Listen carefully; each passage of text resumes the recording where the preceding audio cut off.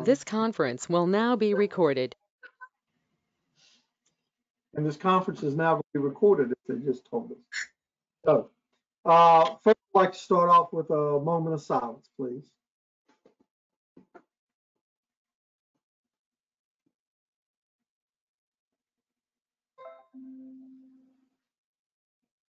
Okay, next item we have is the introduction of the new members. I believe Mr. Wadaka is on for Lynchburg, and Amherst has put on a new member, Jimmy Ayers from the Board of Supervisors. Next item on the agenda, I'm hoping everybody's had a chance to read it yet, is the resolution for electronic meetings. First, entertain a motion to accept it, second, and then we'll discuss if there's any discussion needed. So can I have a motion to accept the resolution? So moved. Oh. Have a motion. May I have a second, please? Second. And I have a second. Is there any discussion about the resolution?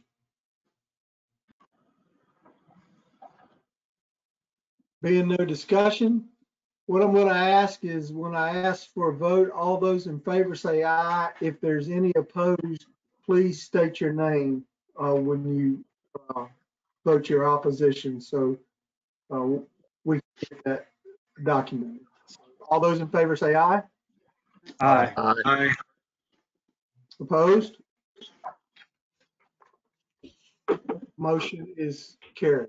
The resolution is carried. I will we'll get that forwarded on. Now, moving on to the meeting, now that we've approved that we can have electronic meetings, approval of the minutes from the January 16th meeting. Is there any corrections or anything like that for the meeting minutes? There is no corrections or additions. Can I have a motion to accept the minutes from the January 16 meeting? So moved. I have a motion. Motion. May I have a second, please? Second. I have a second. Any discussion at all? No discussion. All those in favor say aye. Aye. Aye. Aye. Opposed? Motion carried. Next item is a roundtable discussion about activities of localities in response to this economic shutdown. Mr. Christian. Thank you, Mr. Chairman. A lot has happened since we last met in January. I thought it good to start our meeting with a few comments from each other about the things that are happening in your neighborhood that may be of interest to other jurisdictions. Things like the openings and closings, the budget that you're going through, state that's coming down, the issues that you're dealing with. So what I'd like to do is take a few minutes and just talk about some of the things that you might want to share or be interested in hearing from other people about how they're doing things. Anybody want to start us off?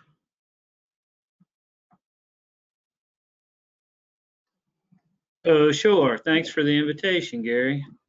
See if I can coax my other shrinking violets to the table here. So Campbell County reopened to the public Monday of this week, doing what I called a soft opening. So we haven't broadcasted terribly publicly yet.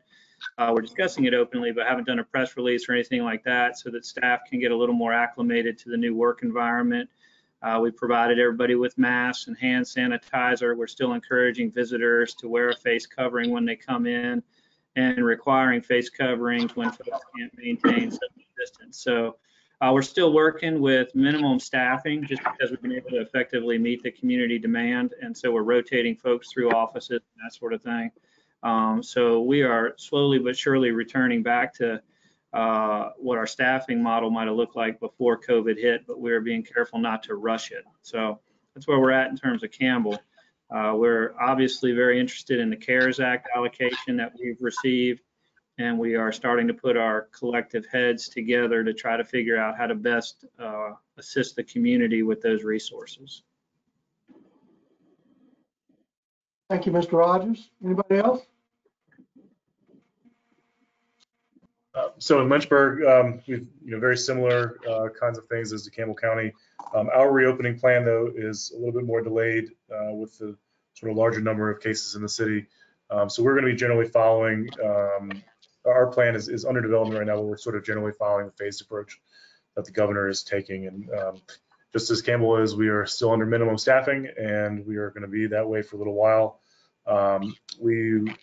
One sort of great thing I think we've got, and I think some other folks have done too, is we created a loan program through our revolving loan program, or EDA, for businesses in the city. We've had great response to that, in particular for folks who were not able to, or for whatever reason, did not participate in the PPP. So that's been a positive thing. Also, we're really looking forward to finalizing what we're going to try to do with that CARES money, just like Frank said. And that will be interesting to learn how that's going to work out. So there's been a lot of ideas floated out there about double what we actually have. So there's plenty to do with that money. Mr. Waddicker? So Amherst County, we opened on Monday also, back to normal. Our EDA has given out $17,000 in grants so far. They'd set aside a total of about $25,000.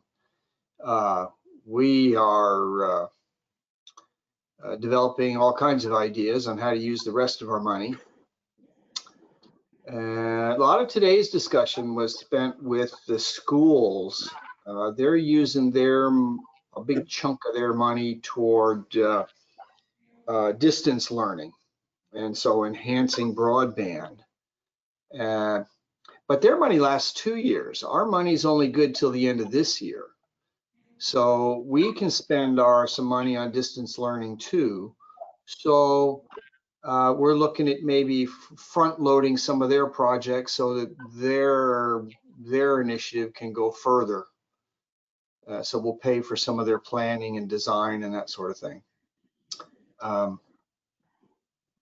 other than that, I guess we're just all waiting for the second wave. Thank you, Mr. Rogers. Ms. Carter, would you like to finish it up? Really, the biggest thing I would say we're working on is just like Frank said, trying to figure out where we're going to put the CARES Act money, how we can spend it. Obviously, we don't want to spend it on the wrong things and then get the federal government clawing it back from us later. So we are trying to determine how to set up a small business grant program that would meet the requirements. And I'd also like to look at some hazard pay for the officers, as well as obviously dealing with the direct effects of the costs of COVID. I'm sorry, Mr. Hiss, I skipped right over you. That's okay. I echo a lot of what everybody else has already mentioned. We opened on Monday. We're still encouraging some teleworking, so we still have that happening. A lot of the same, safety precautions and public health measures that everybody else is implementing. We have in our buildings and amenities like in our parks and so forth. Those are open, and we're not taking reservations for groups or reunions and parties, but our playgrounds and skate park and those types of things are now open as well. We plan to, I think the board, it's going to be on the agenda. The board does plan to pass our budget next Tuesday night, so that will be that'll be good to get that behind us. But of course, we're going to have to be modifying that likely going forward. So that is on our calendar to go ahead and get that accomplished. CARES Act discussion, we'll start those discussions with our board Tuesday night as well to see, what are some of the goals and that they might want to see accomplished with the CARES Act funds.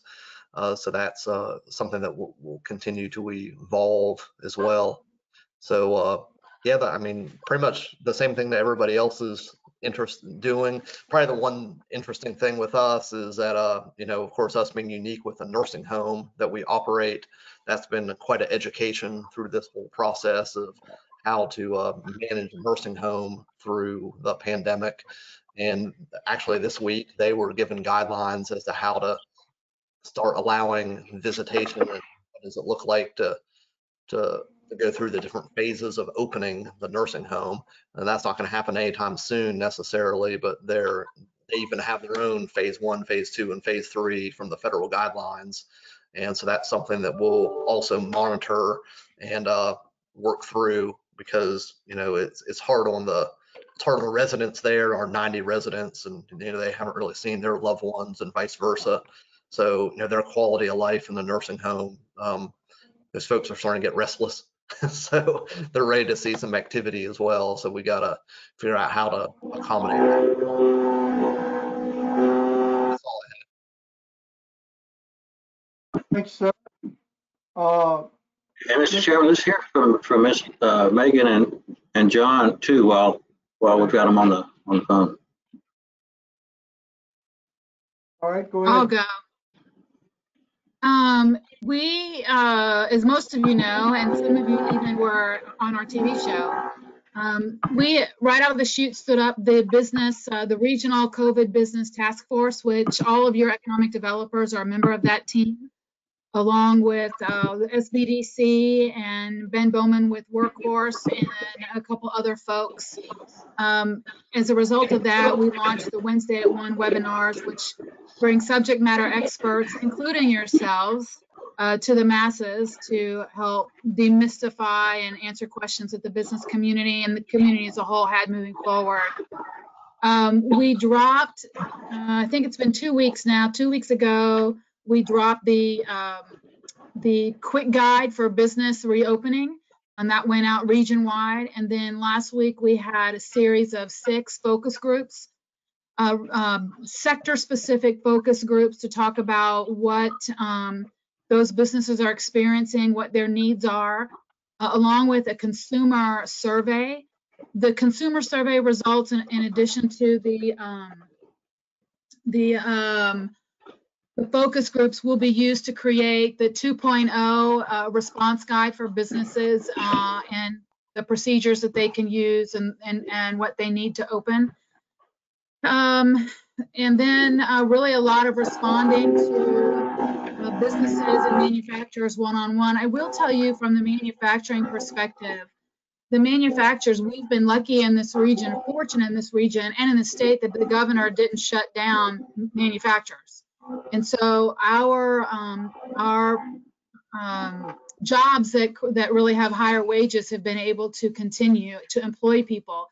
And the manufacturers have done a really good job of keeping their workforce safe, following all the necessary safety precautions, because the manufacturers don't want to have to shut down.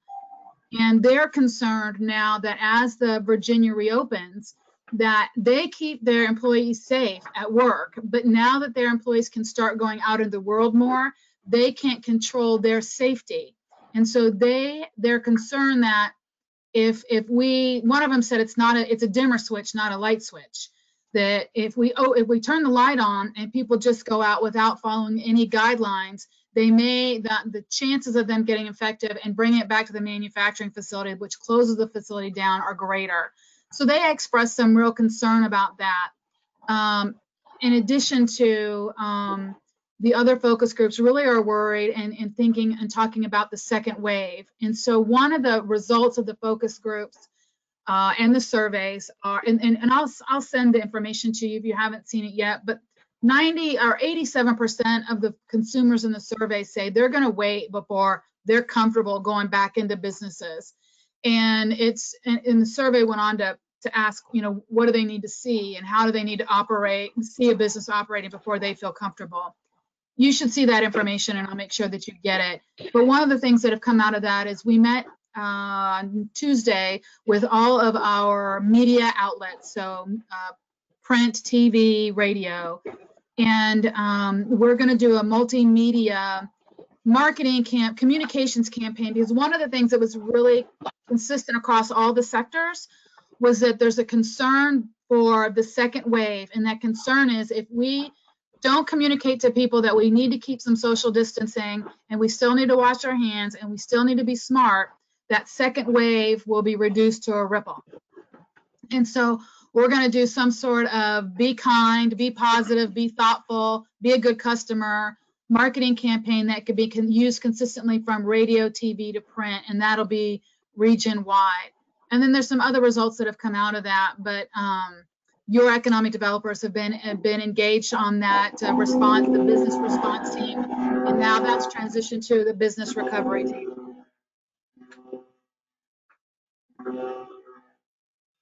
Okay, anybody else want to join in before we move on? Okay, Mr. Christie, next item. And just to add that we had a very good video produced at the beginning of the campaign with all elected officials from all the jurisdictions, and it went well, and we appreciate their support to put that little video together. It's on our website and each one of the jurisdictions' websites. And welcome to Bruce from Bedford Town. Glad you're here and joined us.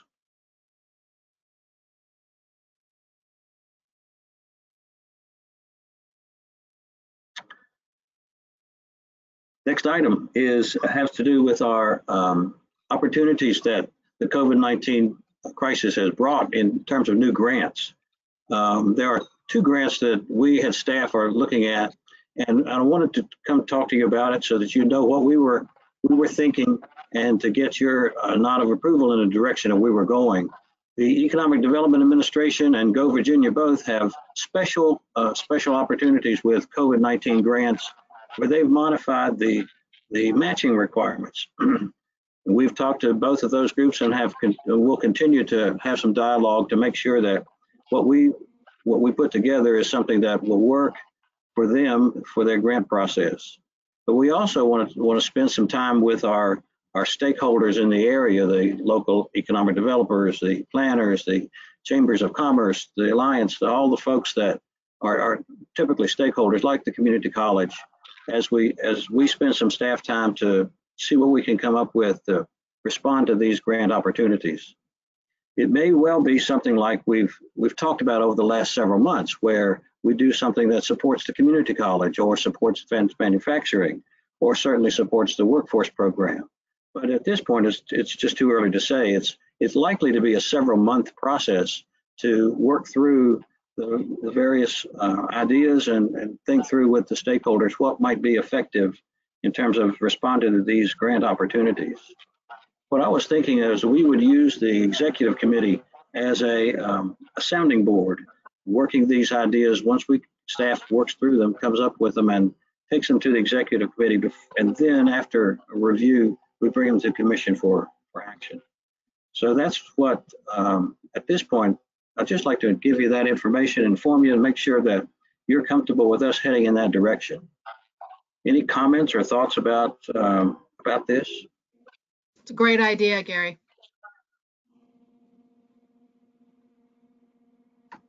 Very good. Thank you, Mr. Chairman. That's what I was looking for on that one. Right, next, Ms. Rosalie on the financial update, but I seem to have lost her on monitor. Yeah, my internet is not the greatest, so I started getting all these pop-ups. So I thought it'd be best to call in. And you can hear me, correct? Yes, we can hear you. Okay, good. So I'm just going to walk through the April actual as of April 30 for right now. Speaking on page 1. Down at the very bottom, total operational expenses of about $700,000 is where we're at to date. We do, on this particular line item, by the end of the year, we estimate that we will be under budget by about $90,000. But this is due mainly to, we had a planner position in there that we did not fill. And then, of course, we're going to have various other operational savings, such as in training and travel and special meetings, you know, those kinds of things that were kind of put on hold. So, and then I guess just jumping over to page 3, under about 3/4 of the way down, you'll see a negative 20,876 is essentially using a fund balance and that does not include the 150 that we gave to the Central Virginia Training Center. But this shortfall is mainly just, it's in revenue.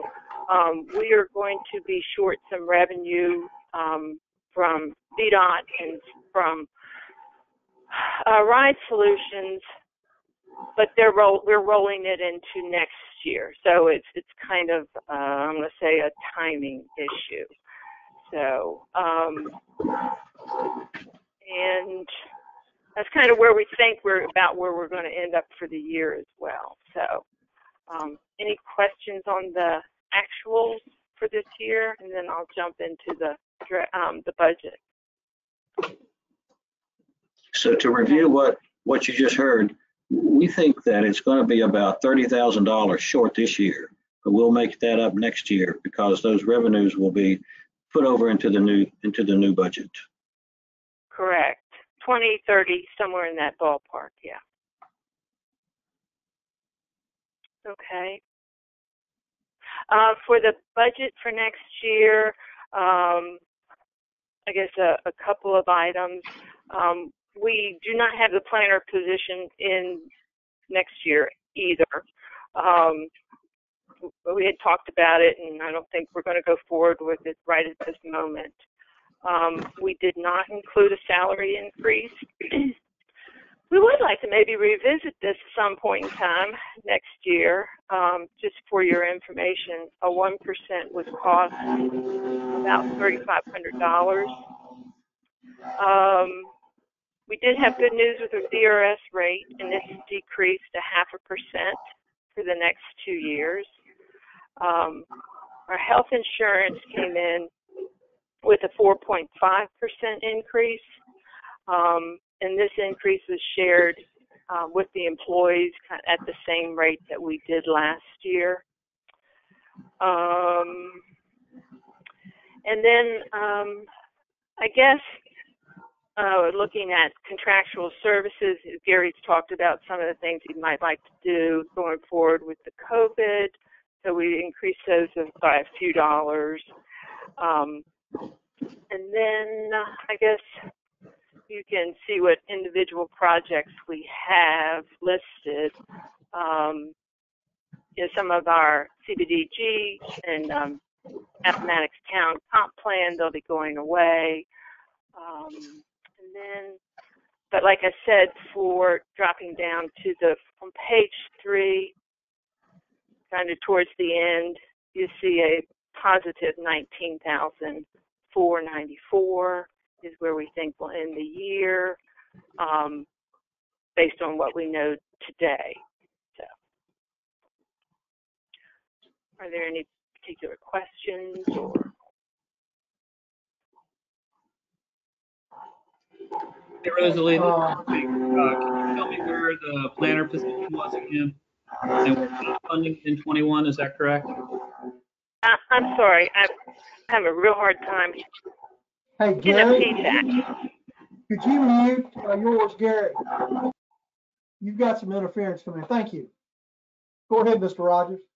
So my question was if Rosalie could just restate what we're doing with the planner position. I think she indicated we're not including it in the FY21 budget. Is that correct? That's correct. It is not in this next year's budget as well. Okay. But not the planner position. Now, Gary, I think he wants to talk to you about what he wants to do with the transportation planner position, but that is the one that we had scheduled to hire this year. We did not hire, nor will we hire it next year. Okay, so Gary, just a couple quick follow-ups on that. Refresh my memory, this was the position that we were looking to bring in because of workload indicators, is that correct? Can't hear you, Gary. I think you're on mute. Thank you. Thank you. Yes, we were going to expand the van pool program, the rideshare program, and several of our other programs that were good opportunities at the time. But now that this virus has changed the patterns of transportation for alternate transportations, it's just as well to hold off until that world settles down, we can relook at that. Okay, so that was my follow-up question. What will we not be doing in the absence of having this position? But you don't think there'll be a climate for those projects in the near term? For the next 6 months, they're going to be taking a step back to evaluate how to market rideshare and van pool programs. Kelly, can you unmute yourself and expand on that a little bit? Yes. It's actually exactly that right now, and rightly so, DRPT didn't want you spending money just for spending money's sake, and then your staff time when you couldn't be promoting carpooling, you couldn't be promoting van pooling. So they basically froze the budget. And so that's kind of where Rosalie was showing. And then secondarily, if you remember, part of that planning position, Frank, was also going to be with our WIP activities, our watershed Chesapeake activities.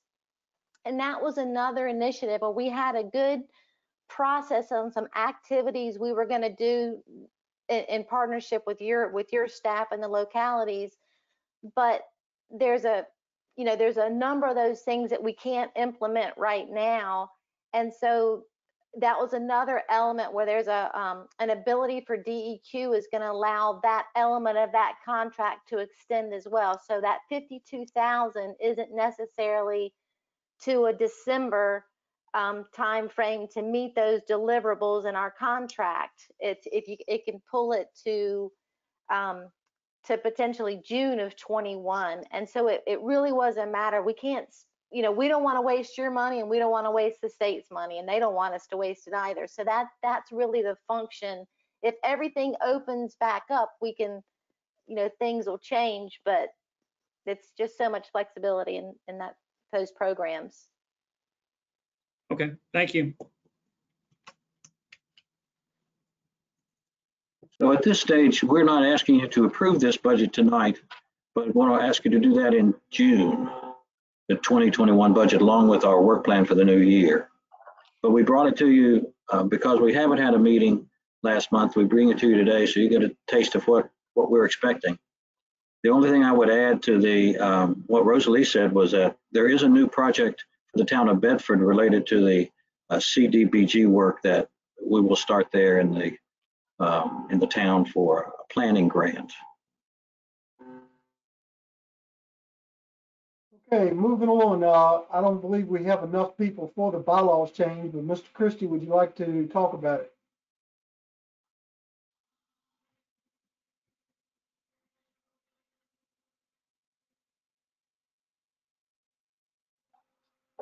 Mr. Christie?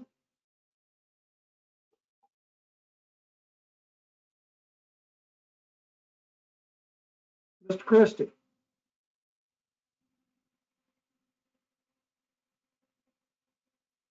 We seem to have lost Mr. Christie. Gary, we've lost you. Yeah. All right. Gary, you're unmuted, but we can't hear you.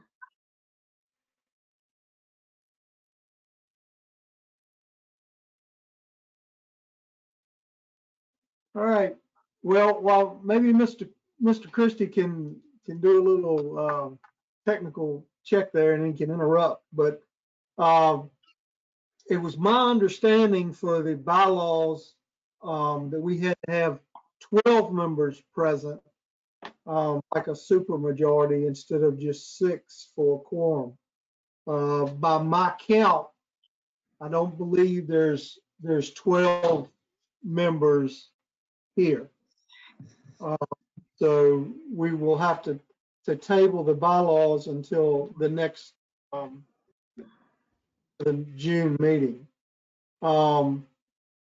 Gary was going to cover the appointments to the regional alliance. We were going to go to a rotating thing, and I was going to thank Mr. Rogers and Ms. Furchek for their time on this regional business alliance executive committee.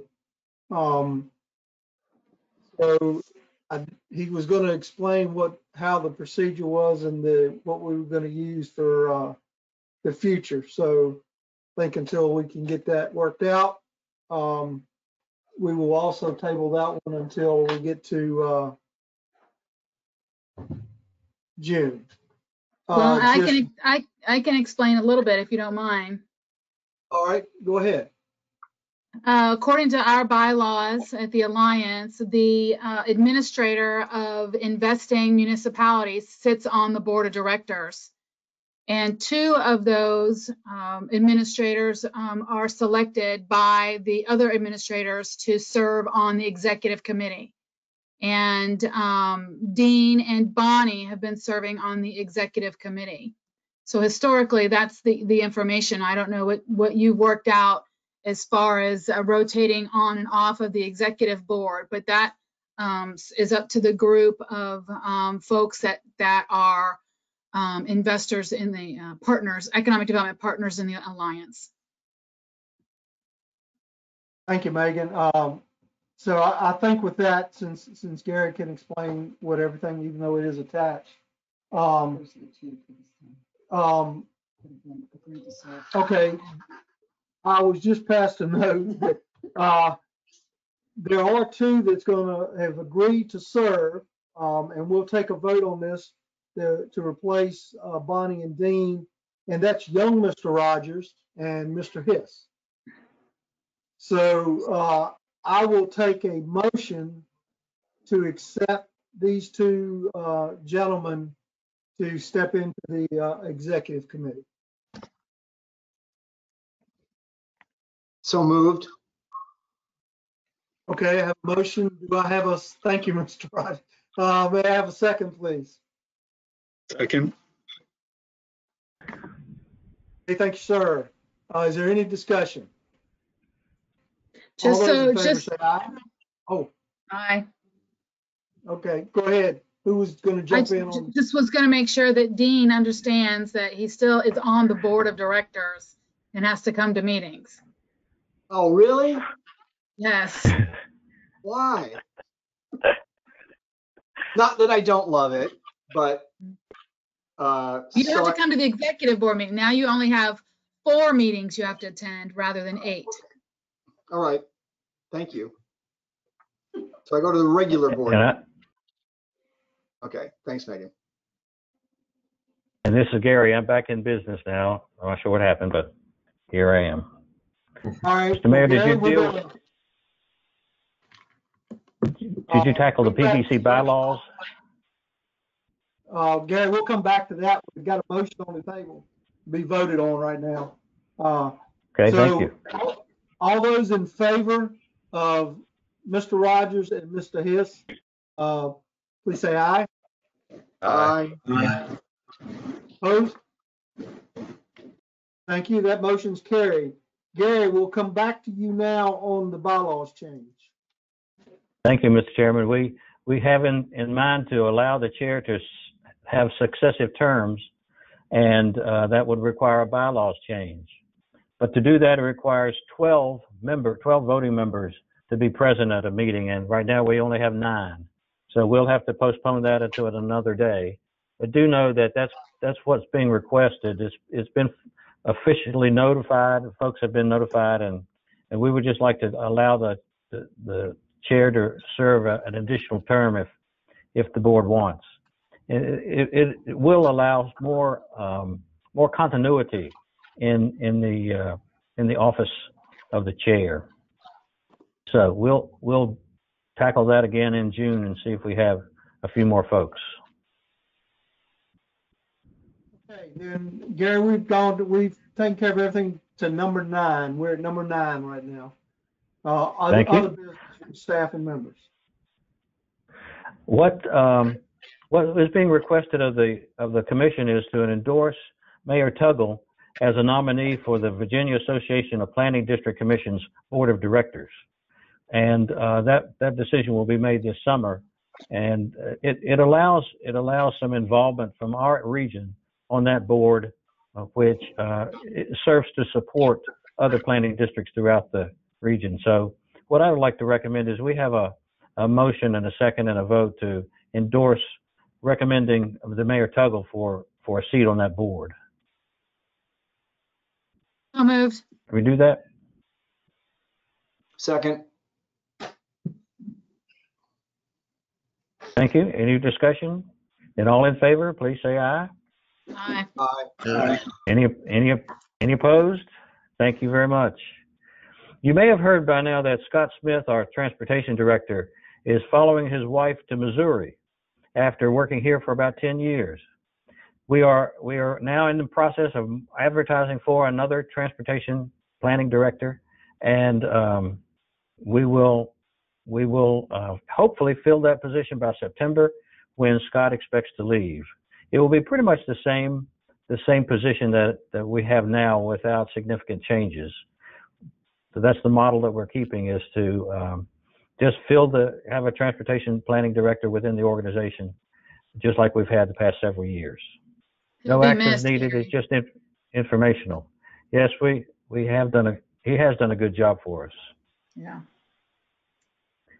At this point, Mr. Chairman, I ask Kelly Hitchcock to give you a quick update on hazard mitigation, just so you know that has not slowed down and will continue through the summer. Kelly, can you unmute? Yes. There you go. Yes, thank you. Yes, we've moving forward on the hazard mitigation plan, had really great representation from all of your staff. We will have the second public meeting on June 25th, and I've coordinated with your staff to make sure that we're following a process that the information will go on each of your locality websites. I'll also have an informational item in each of your board packets, following the date to have it by that I've already been given, so you can have it at your board meeting prior to the 25th public meeting. It'll also be on your website. We'll also get it into the dates of, I know Bedford and the city have your newsletters and the newspapers, and so that will be going out.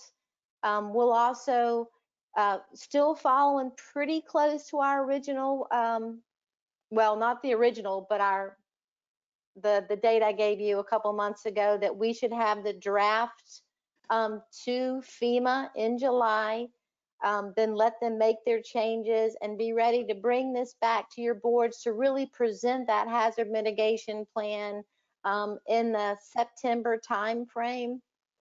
We're still very much in line. FEMA doesn't currently, they don't have a change in their grant cycle, which would be they would announce that grant, the mitigation grants, in October, and those applications in the early February timeframe.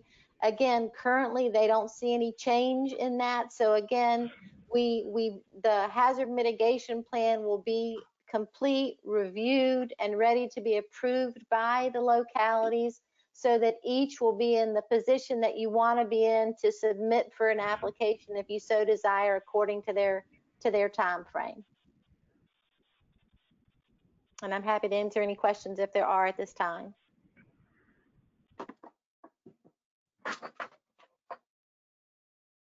Thank you, Kelly. Finally, for our June meeting, one of the topics we expect to have is a request from Campbell County to join the Regional Radio Board. That requires all the jurisdictions that are currently participating, plus the Planning District Commission, to act on that request. So you'll get that coming to you at the June meeting. And Mr. Chairman, that's all that I have from other business from staff. Okay. Hold on a minute. Yes. Okay. Next item is the upcoming meetings. They have NPO with meetings scheduled for June 18th, July 16th, and August 20th. And for the PDC, they're each at 4 o'clock. And for the PDC is June 18th, July 16th, and August 20th, all the same dates. So we will operate with that schedule as of now, but that, we can discuss that as we go on meeting by meeting. And Mr. Chairman, let me interrupt there to say, to get to make sure that everybody's comfortable with a 2-hour meeting, in essence, two 1-hour meetings back to back. And on June the 18th, we would do it electronically. You okay with that? Or we want to try to get together in person? Well, I'm good with it. I'll just look at everybody, nod your head if you're okay with it. So, Thank you, Mr. Chairman. With that, I will entertain, if first I'll open it up. Does anybody have anything they would like to add or say about today's meeting or anything like that? Mr. Chairman, I just want to thank Kelly Hitchcock for helping Jamie Glass and I as we draft an application of an US EDA application to help us close the gap financing for the training center. Kelly spent some time with us. I really appreciate it, Kelly. I appreciate your time. Thank you, Megan. I just, it's a pleasure to work with you guys, and I learn something from you every time I spend some time with y'all. Well, here's hoping we get the grant. Anybody else? If there's nobody else, I will accept a motion to adjourn this meeting. So moved. Have a motion, a second?